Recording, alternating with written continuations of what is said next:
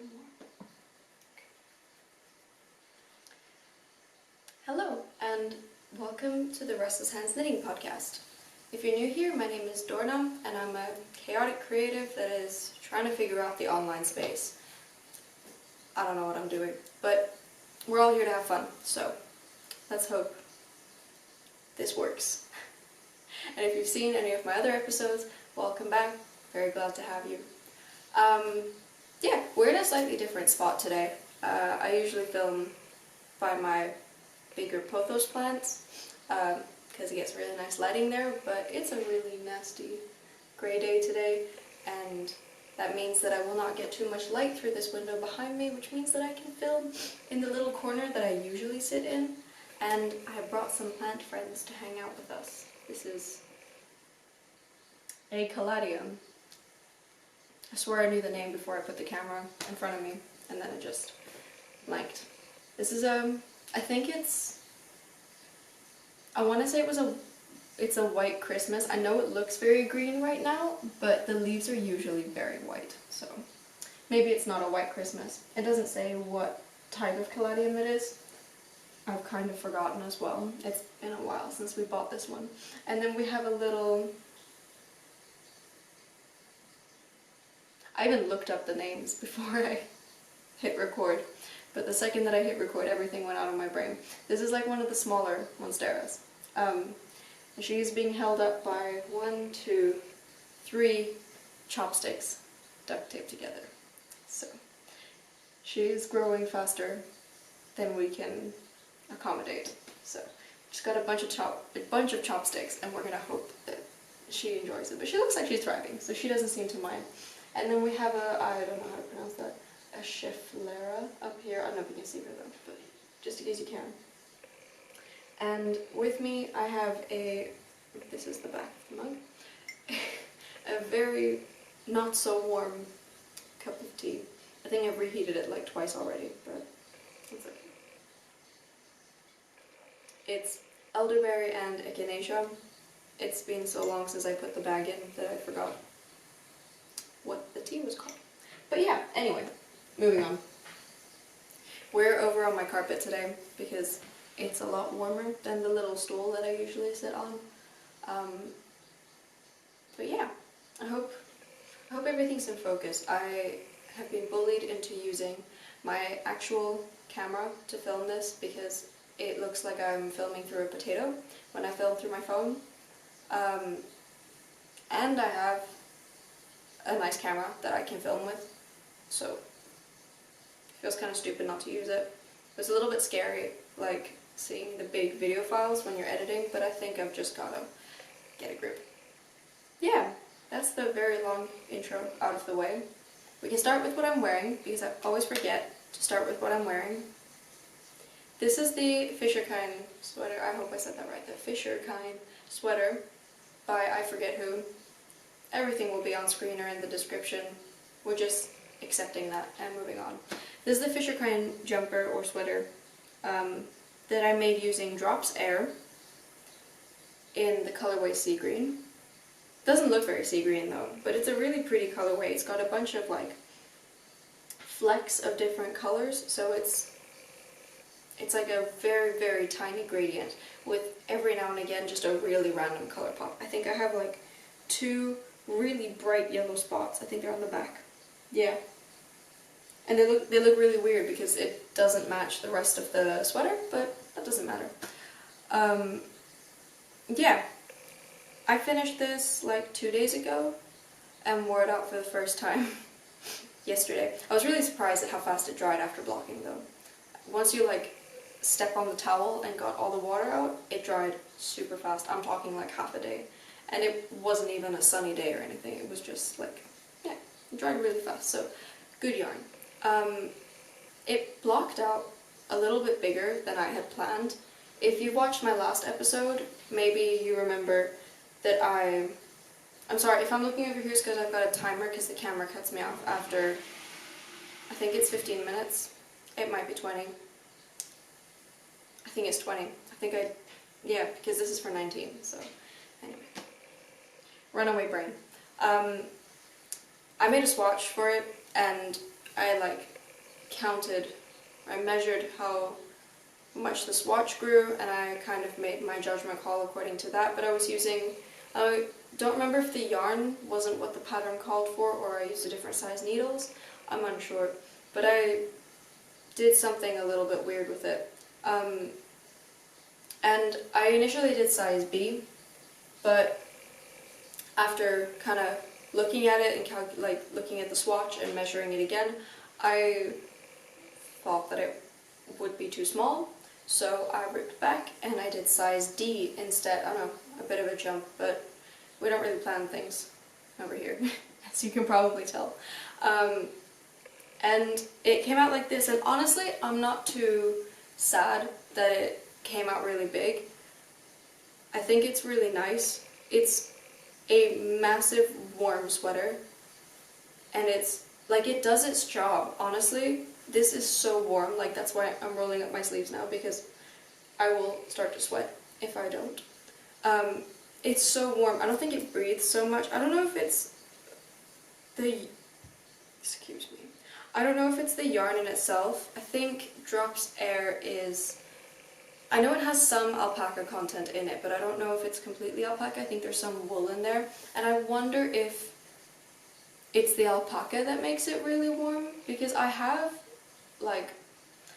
wool sweaters, but I don't find them as warm as my 100% alpaca sweater. So I don't know, sorry dude. So I don't know, maybe it's the yarn, maybe it's the like cables because it traps so much air, or maybe it's the gauge, maybe like, yeah, I guess there's a lot of insulation from the air in a blown yarn as well. So Drops Air, if you didn't know, is a blown yarn. It's basically got a little like plastic tube. I don't know exactly what type of plastic, but it's a little plastic tube, and they basically just blow the animal fiber into that, and it gives it this really like fluffy cloud type vibe. Yeah, so that's this one.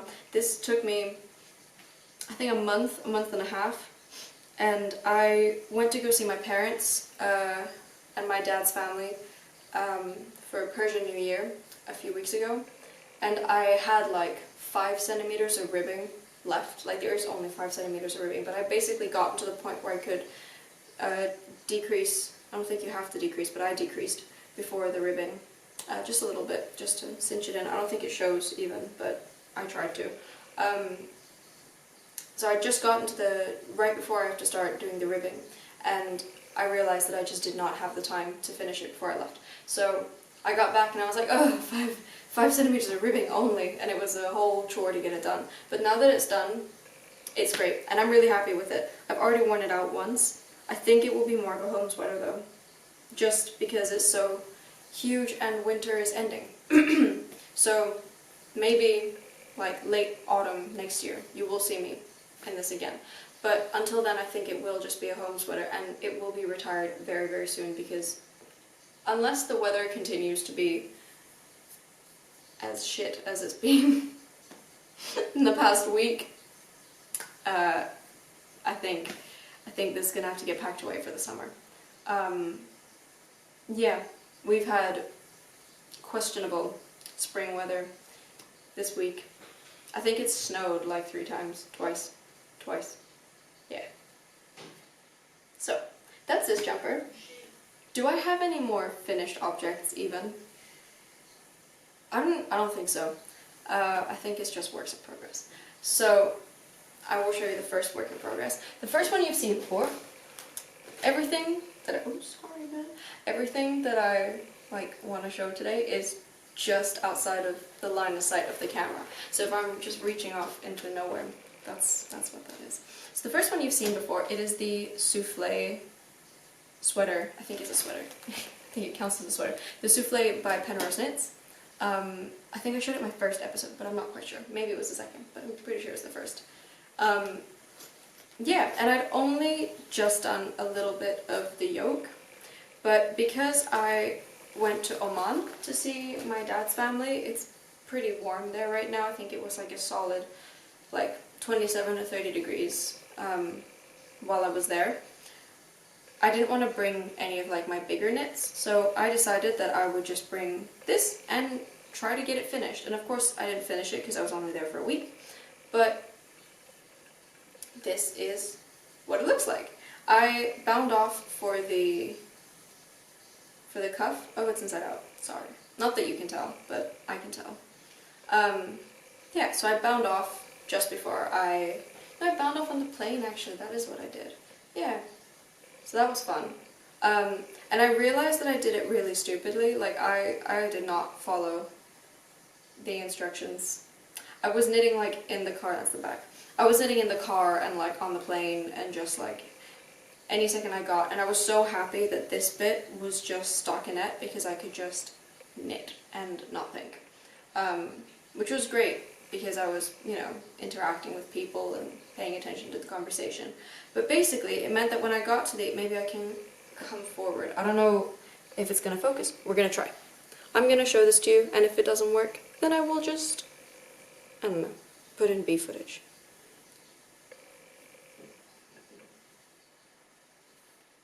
I have no idea if this is working. Yeah. Okay, cool. Ignore my neon and red stitch holders. Yeah. But yeah, so basically what the pattern asks you to do is a folded hem.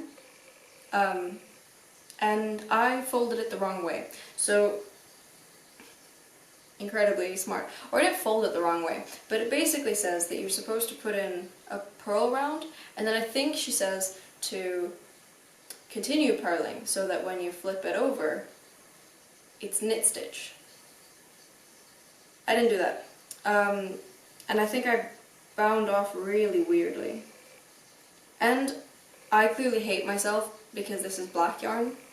And when I tell you that I couldn't see anything, and like, I think I was doing this on the plane and it was like dim, like it was a night flight, so the lights weren't even on, and I'm so self-conscious about like putting the spotlight on when I'm flying. It's like, I can't disturb other people. What if they're trying to sleep? But yeah, so the edge is maybe not the nicest. Should I have waited and done it in a better lit space? Yes. Should I have taken my time and not done the bulk of this while trying to hold a conversation with other people? Yes. Will I be learning from my mistakes? Absolutely not. So that's the tea with this one. I have the sleeves left, but I think I'm gonna put her down for a little while just because summer is just around the corner and I'm gonna want something slightly lighter to knit on, and this will fit the bill. And I kind of want to get the like thicker things that I want to knit, not out of the way, but out of the way. So that's the souffle. Yeah, should talk about the yarn first. Never mind. I knit this in Lang Kid Silk? Hold on, I think I have a ball band in here. I should have a ball band in here. It will be very embarrassing if I don't. Look at that. Organized. Lang Lace. It's Mohair Super Kid Silk. Now, I think I said this in the first episode as well, but I don't know how ethical this yarn is, but it was the recommended yarn. And I kind of trust Laura from Penrose Knits that she would not buy anything too bad, but maybe I should have done my own research before buying this. I don't know. Anyway, it's 58% mohair, Super Kid, and it's 42% silk. So, and it's great. This is one of the, like, I have very sensitive skin, and it feels wonderful. So, I'm so sorry. I keep hitting you, man. Yeah, this is great. If you have sensitive skin and you want to try a mohair, I can vouch for this mohair. It's not horrible at all. It was really nice actually. When I went to go buy this mohair, I spoke to the lady that works at the yarn shop that I usually go to, and I was saying, listen, I need a really thin yarn. It would be really nice if I could get mohair, but I don't know if I can get mohair. And she was like, oh, is it sensitive skin? I said, yeah. And she was like, listen, I have a swatch of Lang lace. do you want to just rub it on your neck and see how you feel? I was like, really, can I do that? She said yes. And it felt fine. So yeah, that's why I got this. And honestly, I can't wait to be able to wear this. Seriously, it looks so good. So I'm excited for this one. We'll see. I think I might have to buy more yarn though. I don't think I have enough. But that's beside the point. So that's that one. Now I'm gonna pause the recording because my timer's gonna go off in a minute, so. Okay, part 2. It's really jarring when I have to stop and start, but we're gonna navigate this together. I hope I'm in frame. Yeah, what's the next thing? Here. So, again, I think it was the first episode that I talked about this, that I was working on a jumper for Eric's dad as a thank you for helping us move in and renovating with us and everything, and the sizing just got so incredibly messed up. Like, and it took me so long to notice it. Like, it was knitted in parts, it was a vintage pattern, I don't remember the name, I will put everything everywhere. Yeah, and I messed up the sizing so bad, I got like 75% of the way through. I'd already made the back, the front, and one of the sleeves, and I laid them out, and I looked at them, and I was like, that's not gonna work, like, there's no way that's gonna work, and I was so bummed about it for so long. But then, I was like, listen, it was supposed to be for his birthday last year, and I had already like extended the deadline a little bit for myself. I was like, okay, listen, just try and make it for his birthday this year. And we'll see if I hit that deadline or not, but that is completely beside the point. He gets it when he gets it. So I haven't ripped out the original jumper for Eric's dad yet, just because I put so much like effort and work into it. I think I was working on it for like 2 months or something before I noticed it, and that was like almost monogamous knitting as well, so I was really, really bummed about that. And I haven't ripped it out yet, but I just started using the extra leftover like balls that I hadn't gotten around to using yet to start this jumper, and then once I'm done with those, I will just rip out the like old parts and use that up, because I figured I will be like excited enough about this jumper to then justify ripping that out. You know, you don't gotta jump the gun. But yeah, anyway, I can show this to you. It's still on the needles. And this is the back piece. I hope there's enough light for you to see. I can pull it a little closer maybe. I hope that's focusing. Oh, there's a needle there. I can hold that one behind this one. But yeah, that's what this looks like. Again, if it doesn't show up, I will just put in B footage so you can see. Yeah, I hope I got the measurements right this time. It's got basically a British moss stitch, I think it's called, or a seed stitch on either edge. And then it's got 2 of those mini cables. I think one is 2 by 2 and one is 3 by 3. Is that how you count cables? Like 2 and then you cross them, and then 3 and then you cross them. I don't know. And then like a middle cable, which I really like. This is made using, look at that ball band.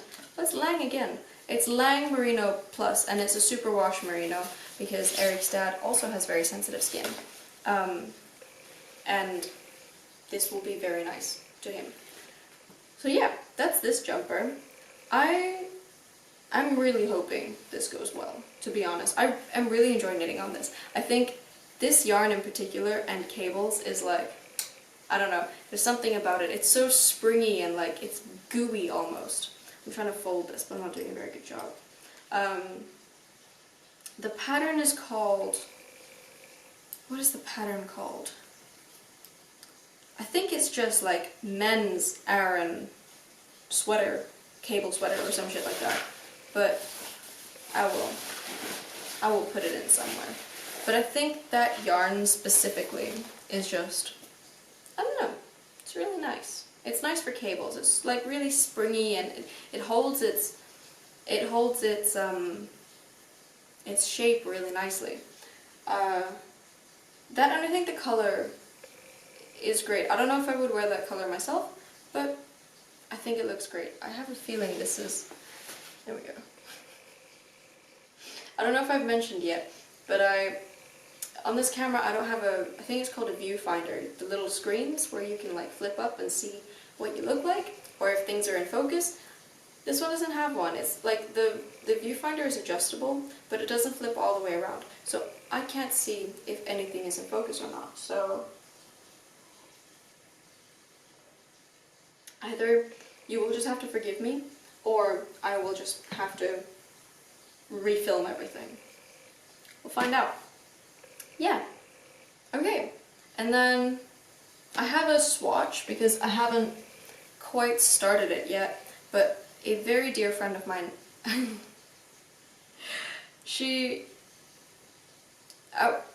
a lot of her friends make her things, and I wanted to make her something as well because, I don't know, I thought it would be fun. And she always comes up with really interesting things, and she came up with a beret. Now, I've never made a beret. I don't think I've ever even worn a beret before, so I don't know how they work or anything. But I'm gonna follow the pattern Beret number 1 by My Favorite Things Knitwear, and I only know that because I've been reading the pattern non-stop early this morning. But I made a swatch, and it's using, I don't have the ball bands with me, but I do have the yarns with me. Hold on. It's using Sunday by Sandnes Garn, and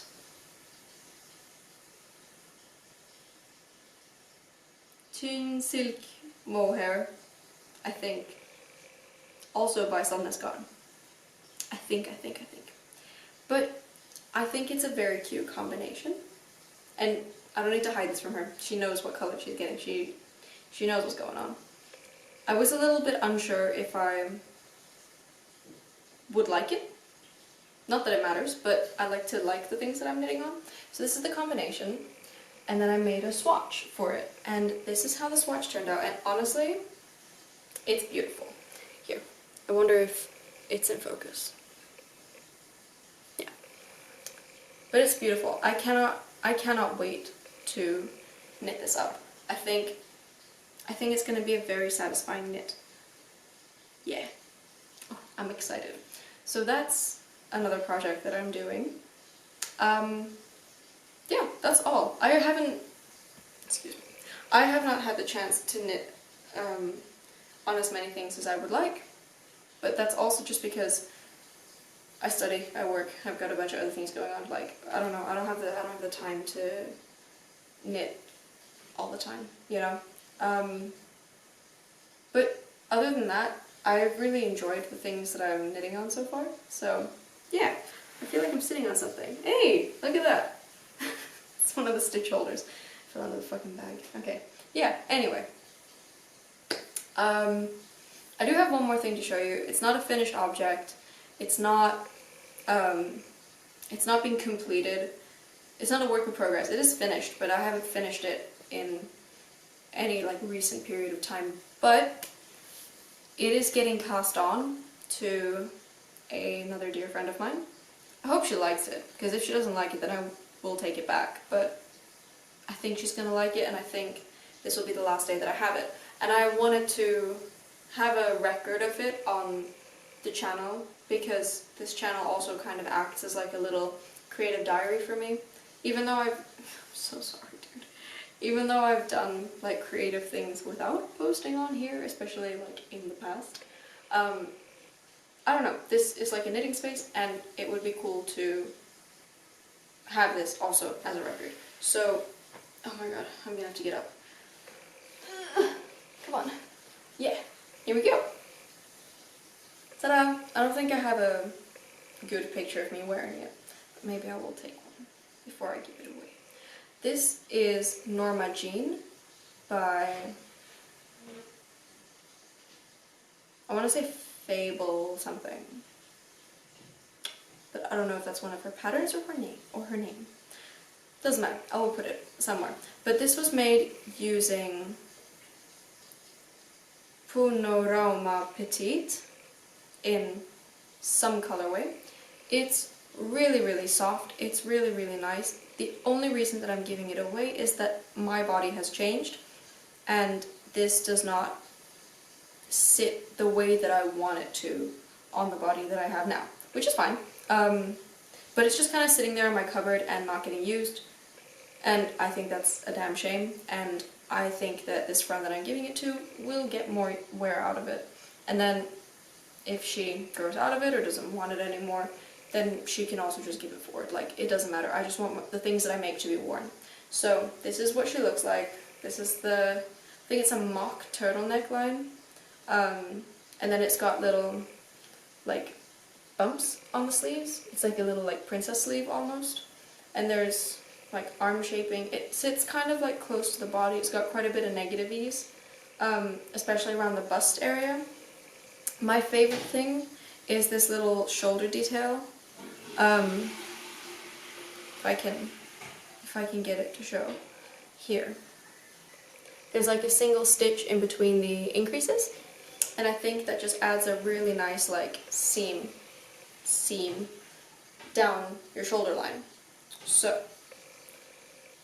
I hope this gets a lot more wear from its next owner. Ooh, I have one more thing that I wanted to show actually. Hold on. We're just gonna cut this in.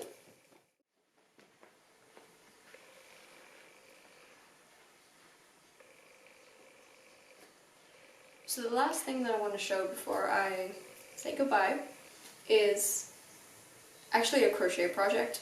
So my friend started talking to me about those little like lighter holders that you can get. Yeah, so I decided that I was gonna test out some ideas for them, and I kind of thought, what if you made a granny square and just like closed it? So if you've got a granny square, and you just kind of like close it, like wrap it around the lighter, and then you join it with like double crochets or treble crochets or whatever you want to call them. I don't know the terminology, I just know how to move the hook. So I did that, and I've got two to show you here. We'll see what becomes of this little project, but the first one is green, and I actually have a lighter here that I can demonstrate with. So this is the first one. We'll see if I can... That's what she looks like, with a little purple flower. And then the lighter just goes in on this side, like with the flat part of the lighter, like around the middle of the granny square, which I thought was kind of cute, but then I thought about it and I kind of wondered if it wasn't smarter to do it this way, in which you kind of only see half of the granny square. It looks a little bit banana shaped, but that's the granny square. It's like a little orange and pink flower, and this one has the lighter going in kind of slightly differently oriented. I have to figure out tension and everything. This was all very spontaneous, but this is what this one looks like. So that's the flat part of the lighter, and then the thin part, and then the flat part again. And then again, if it's not in focus or didn't work, I will get B footage. So yeah, that is just... I have a lot of acrylic scraps left over from my like only crocheting days. So this is kind of a fun way to get rid of those scraps, and we'll see where my friend wants to take this little project that she asked me for. But yeah, that's all. Okay. Quick sip. Anyway, thank you for being here. I honestly don't know how long this video ended up being with all the extra footage that I want to put in. I think I'm going to put in some footage of Oman and just being out and about in the city. I've accumulated quite a bit of footage over the last couple of weeks just because I started getting out my camera and filming more. So we'll see if I can find any cool stuff. Then I will put that in. A question to anybody that has any experience with YouTube, where do you find the cool like background music? Because I haven't found any yet. So yeah, I will be a little bit on the hunt for like nice background music to put over the videos that I have, or it will just be really random sounds or people talking to me while I'm filming things. But yeah, I'll try and put some footage of that at the end. I don't know how long this video has been, but thank you for sticking around for it anyways. I hope to see you in the next video. I hope the next video is something other than knitting. I would like to be able to fit in things that aren't knitting, but I think getting in front of the camera is still really intimidating for me, even when I film with my phone, it's a very intimidating thought to like get in front of the camera and like exist and be perceived. But I think if I want this online thing to work out, I'm just gonna have to get over that. So if anybody has tips for that, that would also be great. Yeah, cool. Thanks for being here. Take care. Have a good day or night or whatever. Bye!